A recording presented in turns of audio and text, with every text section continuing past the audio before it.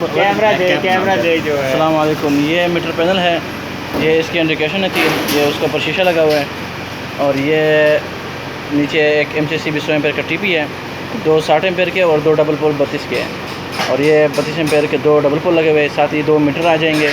ये नीचे डक्ट गया हुआ है। इसके साथ ये 2 MCC भी टीपी है 60 एम्पेयर के। इसके साथ 2 यहाँ पे, एक यहाँ पे 2 मीटर लग जाएंगे। नीचे इसका मेन है 200 एम्पेयर का, एडजस्टेबल है। ये एक होते हैं फिक्स और एक होते हैं एडजस्टेबल। ये स्नाइडर का एडजस्टेबल है। इसमें आप एम्पेयर को वो भी कर सकते हो, मेंटेन भी कर सकते हो। देखो मैं आपको जूम कर देता हूँ। ये लिखा हुआ है 140 से 200, 140 से 200 तक आप इसको एम्पेयर सेट कर सकते हो। कम पे भी रख सकते हो, ज़्यादा पे भी रख सकते हो। इसके बाद ये इसके 3 इंडिकेशन ये हो गए।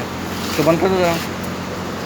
देखो ये शीशे बंद हो गए। देखो शीशे में MCC भी टीपी भी नज़र आ रही है और यहाँ पे उसके वो मीटर भी नज़र आएंगे। उस पर आप देख सकोगे। और ये बाहर साहब पे ये मीटर बन गया। थोड़ा दूर ये 2 मीटर पर। बहुत शुक्रिया।